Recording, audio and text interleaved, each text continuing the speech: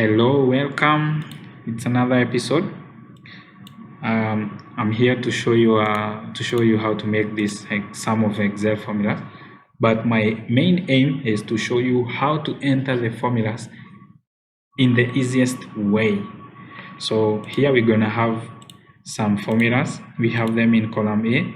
In column B, we have the explanation of the formulas, and all this is a sample data of what we will use to make the formulas. But before we go along, remember to click the red button there, subscribe to the channel. There are more videos that will be coming. Click the bell also, and you'll be tuned in. So let's do these formulas here. Function is the if function. So we will be writing the if function here. And this is the data we are working with. We have James. He is scheduled to work for 21 hours every week. So if the data of hourly rate we will not be using in our criteria, and he is working for 7.5 hours per day. So we want to get the total hours and the extra hours. So for the total hours we don't need the if function, but for the extra hours we need the if function. That's where the function comes in. So for the total hours we will just take total number of days, then we multiply with hours he's working every day. So we go to the cell and we say is equals to total number of days multiplied by total number of hours. Click enter. So here we have 4 as the number of days. So you can see he has 30 hours in that week. So we want to see his extra hours. So how will we know if he has extra hours? If we say extra hours is equals to total hours, yet the scheduled hours are more than that, we will get the wrong result. So we have to use a function, and in this criteria we will use two if functions. So we will say is equals to if, open the bracket. Because we are using two formulas, it will be hard to use the quick way of writing formulas. So we will write that manually. So we will check if scheduled hours is greater than total hours, then take scheduled hours minus the total hours. Otherwise, we write if, open the bracket, total hours is greater than scheduled hours, then take total hours minus scheduled hours. Otherwise, leave it. This means if they are both the same or the cells are empty, we will not write anything. Then close both the brackets and click enter. We can see he has extra 9 hours. So that's the use of if function. You can review the video again and again, and you will get to understand how the if function works. The next function we will be using the if function with the and function together. So here we will be writing our formula. We will say is equals to if, open the bracket, and again open the bracket. So let's take this data and just check it. So we will take any data. We will say if scheduled hours are less than total hours and total days are 4, then we want a value that will be true. So then write 4. Before there we have to close this with a bracket that we have closed the and function. So we continue with our formula. which will be we have already gotten the data. We have already gotten this.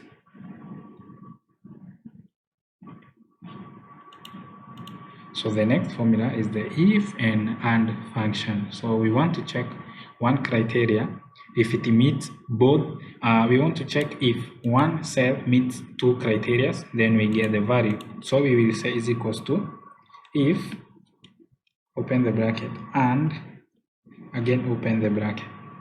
So let's say we want to check if he's working 7 hours. If the hours worked per day are less than the scheduled hours, and again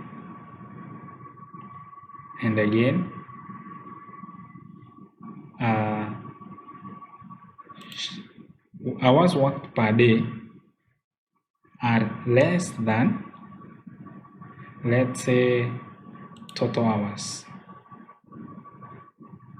Close the bracket and say then let's see extra hours.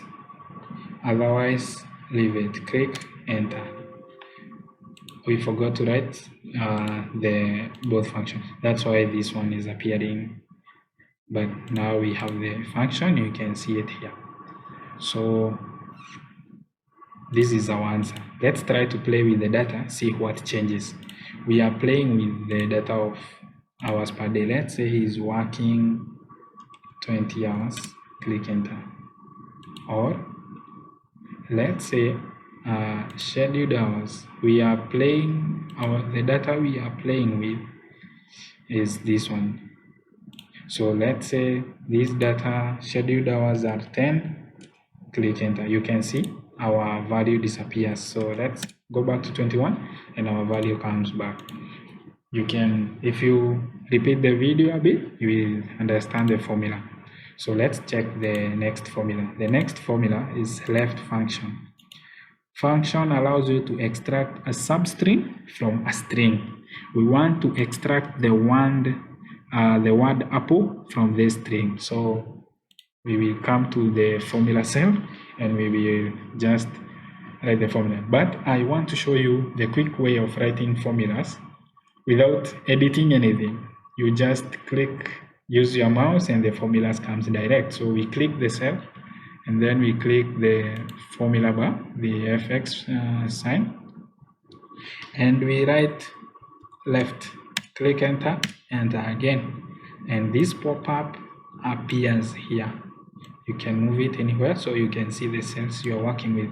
So the first is the text. Where is the text? This is our text. I want the word apple, but now because I have to write how many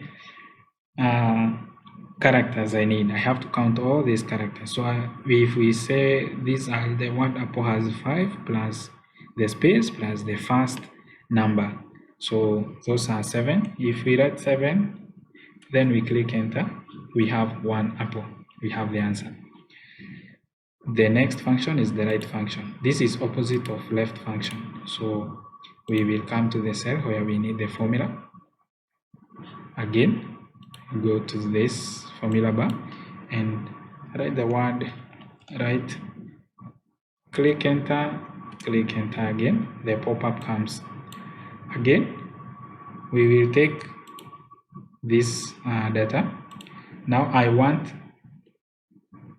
data starting from the right side. So the word orange has 6 letters plus the space here and plus the 2. I want to get 2 orange only as the result of the word. So let's say I want 9 characters. Click enter. We see we have 2 oranges. So left function takes data starting from left of how many character numbers you say, and the right function does the opposite. Now the other function is the separate column. Here in separate column, we don't have a formula, but many people don't know how to go about it. So let's first remove this data from here, say delete, and use this data to get. So we click on the cell that you want to separate the characters into individual columns. So I want all this data to appear in these columns as single data. So this is what I will do. I will click the cell, then go to data, then click text to column. Then after text to column, click the delimited. This is how I wanted to appear. Say next. Delimiter, it's okay with the point there. Remember to click other like this, so it goes to column. Then say click next. Then say finish. Then say okay, and you can see our data coming to these cells. So the other one is the concatenate function. So the concatenate function does the opposite of separating columns or the separating cell characters. It adds these characters all together. So now here I want to add these characters here. So I will go to the cell I need the formula, go to the formula bar and write concatenate. I can write or choose from the list. I choose to write, it's easier. So take the text you want. I want this text. Go to the text too. I want this text. Then click OK, and there we have it. But I want this to have a different. I want to have a space between HI and the number 15. So what I will do, I will come to the formula itself and right here, double speech mark, space, double speech mark, and again comma. Then click enter. Now you can see I have separated my data in that way. So this is how your formula should be when you want to separate data. Then enter. Then the next is a logic function. Logic function is just like using the if function. If you can use the if function, you will get the logic function, but let's just try. We'll say is equals to if, open the bracket, if this cell is greater than this cell, then write this cell. Otherwise, if, open the bracket,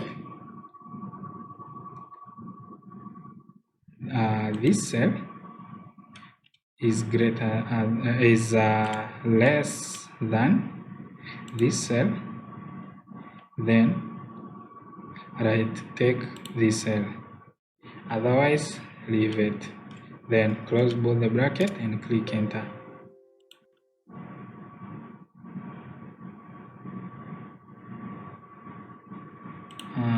We didn't need the comma there. Click enter. We have the cell. So let's say this was supposed to be yes. Click enter. There was no formula here. So let's change. We are playing with these two data. Let's change this data to 150. Or change this one to 150. Or change this one to 80. See how our data works. So let's put this back to here it was 90 and this to 100. You see our data appears. The next function is the Hlookup. Hlookup is the opposite of Vlookup. So these two functions, this one checks data vertically. It checks data in a row and gives you the answer. So you will use the row number. The Vlookup uses the data horizontally, so you will give the number column number. So let's start with Hlookup. To write the formula in the easiest way, click on the cell you want the formula, go to the formula bar, click the formula sign, and write there Hlookup and click enter. Again enter until this pop-up appears. So Hlookup value. I want to get, in this data I have order ID, unit price, and the total price. I want the unit price of ID number 222. So lookup value is the ID number is the lookup value. So order ID is the lookup value. So table array, I have to highlight all the data that I'll be using to check. So this is the whole data we are gonna use. Then row index number is the exact information I want. I want the unit price of this. So this row number, our data is having 3 rows. So what I want is in row 2. So I will write 2. Then range lookup, true or false. Let's write the one false, which brings the exact match of what we want. So range lookup is always what you write, true or false. And click OK, and we have our data. You can see this 12 is this one, unit price of ID number 222. So as you have seen, Hlookup checks the data that's vertically and brings you the data from a row number that you specify. Then we go to Vlookup. We will be doing the opposite of Hlookup. So go to the formula sign and write Vlookup. Click enter again. Then lookup value. Now in this data, now I have the total price here. I want to check for this value. So lookup value is this, and the table array are these two cells, these two rows. Our index number, I want to check the data that is in. If you check our table, we have column 1, 2, 3, 4, only 4 columns. I want to check the data that is in column 3. The first data that is in column 3. Why is it the first data? Because our first lookup value is this one, the data that is in the first column of our table. Then range lookup, just write false. You will get the exact match. Then click OK, and there we have it. So these two does the opposite of each other, and you get the data. And you can see you don't have to edit anything in the cells that you need the formula. You just click the cell, go to the formula sign. You can search through the formulas, or you can write the formula, then click enter for like you are searching, and the formula will appear. So our next formula is the days 360. The days 360 checks the difference between two dates and gives you the number of the days between the two dates. So here we will write the formula. We just click the cell and go to the formula here. We write days 360, click enter again. The pop-up for the formula comes. So start date is this date, or we can use the closest date. End date is this date. And then method, for exact match we write false, and we say okay, we have 23 days. The next formula is dated if. There's no big difference between these two functions, but there's a difference on how they behave. You can see that in the days 360 we started with D16 to C16. It tells you that D16 is previous date, and C16 is the current date, or not older than the other one. But when we come to dated if, we have to use exact. We have to take from old to new. That's the difference, but they do the same thing. So we go to the cell. We can write direct is equals to dated if, close the bracket,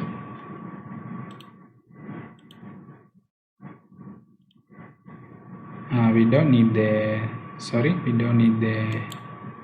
helper tab here. We want to write the formula direct, so dated if.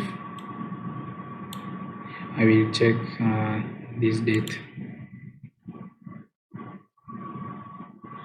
and click OK.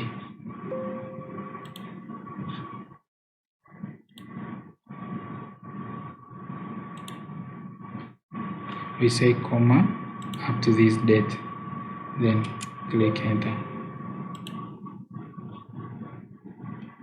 Say escape.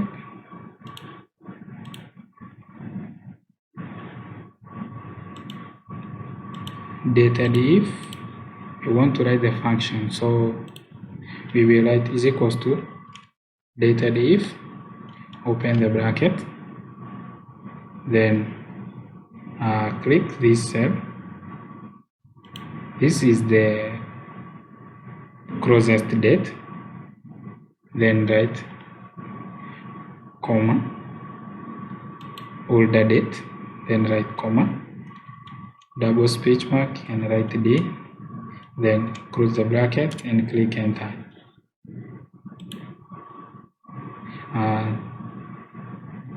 It's saying number. Let's see why. Let's change how we reference the formula. Let's say we started from C and ended to D. Click enter. Now this is the difference. This one has to start from old to new, but this one can start from new to old. They both check the same thing, but they behave differently. For dated if, you have to start from an older date, like this one, to the new date. For the day 360, you can start from any side. That's the difference, but you get the formula right. So we have the month, number of months. We want to know which month is this date in. Before that, I want to show you something first. We want to know, we have known that there are 68 days between these two dates, but how many months? If you want to know the month, you just change this letter from D to M and you click enter. It says 2 months. If we want to know the years, if the dates are longer, we click why? 0, because they are both in the same, the two dates are both in the same year. So this can check anything, days, months, or years. After we finish that, now we come to check. We want to know which month is this date in. So we say this one, we can go direct as a formula, then write month, click enter, click enter. So take the serial number. I will take any date and click OK. So this, if I want to know the number of the month, or the month is September, 9 represents September. That is from 1 to 12 are the months of the year. 9 represents September. The next formula is the ISO week. I want to know how many week, which week number is this date at, or is this one date at. So also you go to the cell. Quickest way of writing the formula, click the cell there and write ISO week, click enter, ISO week number. It comes automatically. Choose any date and then click OK. Your week number comes automatically. So in a calendar year, day 2 of September is in week number 36. So that's our answer. You have seen how it works and how to enter the formula. Much of the work I'm doing here, I'm not editing the formula. I'm just clicking the cell, going to the formula, writing the name of the formula, then I put everything using my mouse. I am not editing anything. The next formula is the sum if and the sum ifs. We will start with the sum if, which says adds all numbers in a range of cells based on one criterion. So which is this one criterion? Now here I want to check, I want to sum up numbers that are negative. So I will come here, go to the formula there, say most recently,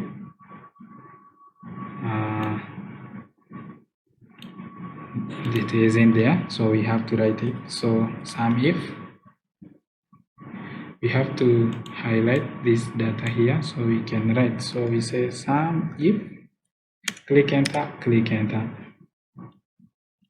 then the range. Which range do you want to sum? So highlight all your data, criteria, I want any number that is less than 1.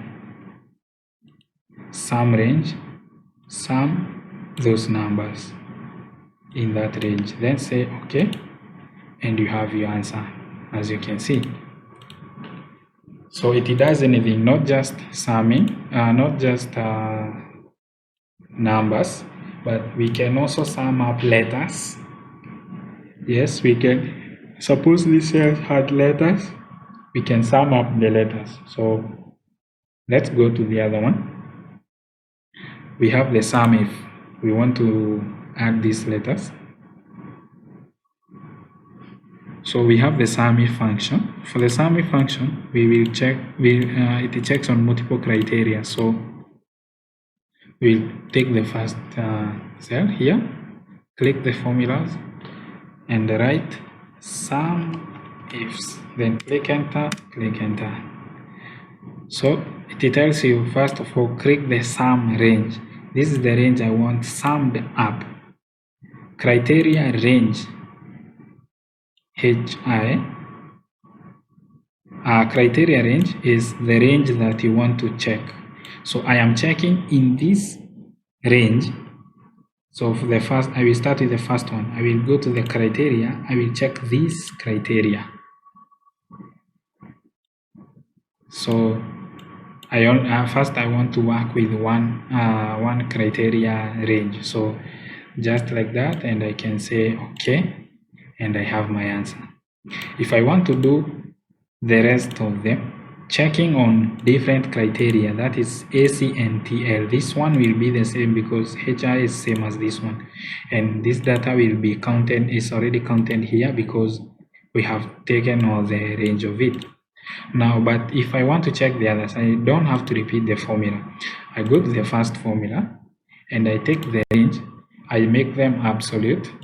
The range are absolute by clicking on the range number and clicking F4 like that. Then I leave the criteria range cell as direct and click enter. So when I come here and pull the formula down, all my data works fine and everything is finished just like that. So you can see how to enter the formulas fast and how different formulas just work. So thank you very much for watching this video.